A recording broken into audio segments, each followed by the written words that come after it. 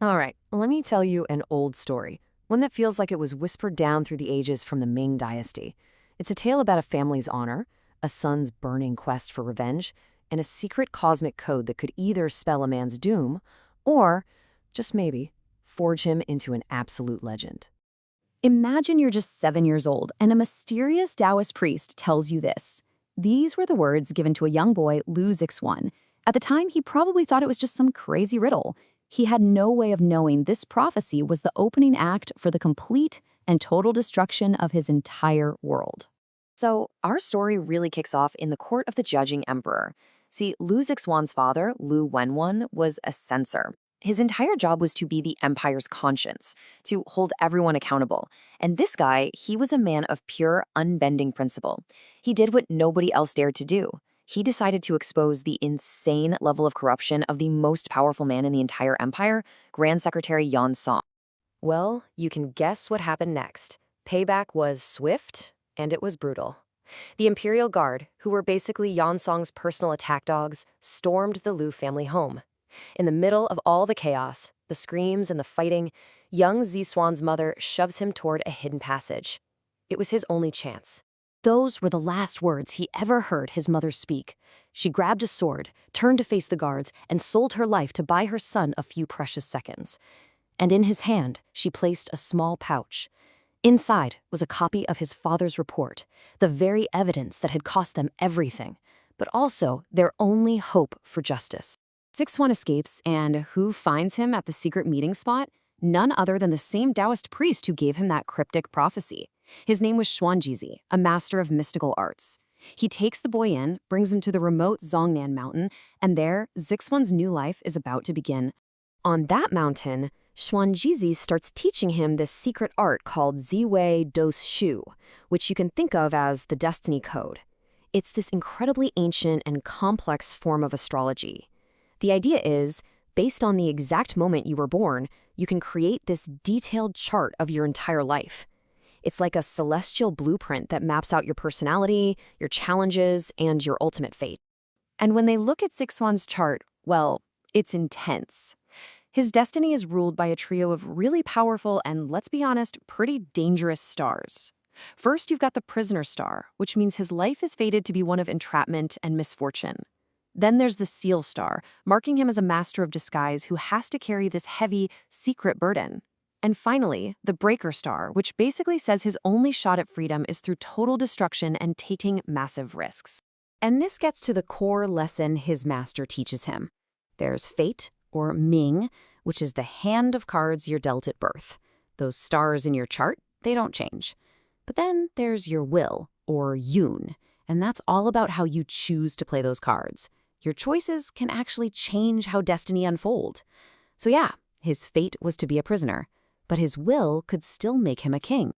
So years of brutal training fly by. Zixuan is mastering everything, strategy, spycraft, and these celestial codes. He's not that scared little boy anymore. He's a weapon sharpened in total secrecy. And now, it's time for his first real test. And his progress is, well, it's just incredible. At 8 years old, he's already cracking military ciphers that would stump grown men. And by 10, he's not just learning anymore, he's planning. He becomes the architect of this incredibly daring mission to land the first real punch against Yan Song. And the plan, devised by a 10-year-old, is just genius. He triggers a rock slide to create a flash flood and stop a convoy in its tracks. In the chaos, he figures out which cart holds the documents by looking for the shallowest wheel tracks, the lightest one. Then, he swaps the real evidence with perfect forgeries and just vanishes into the crowd by disguising himself as one of their own guards. Absolutely brilliant. And what he gets is way bigger than they ever dreamed. This isn't just proof of some financial corruption. Oh no, this is straight-up treason.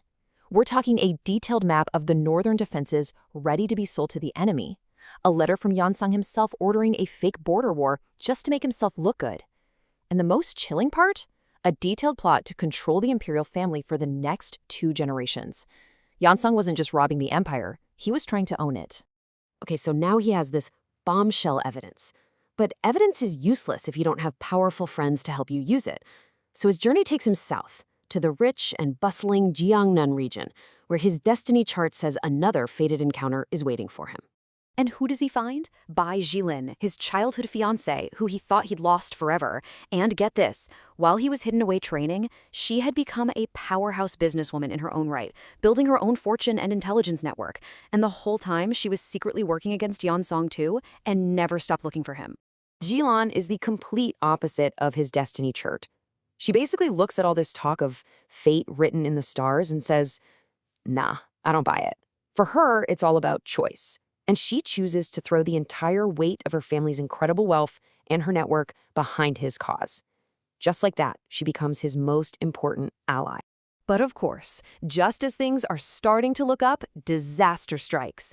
It turns out a trusted member of Bai Jilan's own family is a spy for Song. Every move they make, every plan they whisper, it's all being fed directly to the enemy. Their alliance is compromised before it even truly begins. So Song gets this intel from his spy, and he decides, okay, that's it, game over. He sets up this perfect twisted trap in the capital city, Jinling, and he uses bait that he just knows Zixuan can't possibly ignore. The bait is his parents. After 7 long years rotting in a dungeon, Song has them dragged out for a public execution. Zixuan now faces an impossible choice. Does he walk into a city that's been turned into one giant death trap for him? Or does he stand by and watch his parents die for a crime they never committed? He chooses to fight, and what happens next is the stuff of pure legend. A single man charging against an entire city's defenses. He fights his way through 13 gates, each one harder than the last. He takes on assassins, elite guards. At one point, he's poisoned and literally hallucinating, but he just keeps going, pushing his body and soul past any conceivable limit. And to pull off this impossible feat, he performs a forbidden ritual. He fully unleashes the power of his breaker star, which gives him almost godlike strength. But it comes at a terrible cost. He literally burns 3 years of his own life force to fuel the attack. He finally makes it to the execution ground, bleeding, half dead, only to find himself completely surrounded. And just as the executioner's axe is about to fall, a rider on horseback bursts through the crowd, holding up an imperial decree. Bai Jilan, playing her own high-stakes game back in the capital, had pulled off a miracle. The execution is stopped. Surviving this? It changes him. This trial by fire awakens a brand new star in his chart, the powerful martial star, Wu Qua. And this star gives him something new. Not just the power to fight for himself, but the authority and charisma to lead others. He's not just a spy anymore.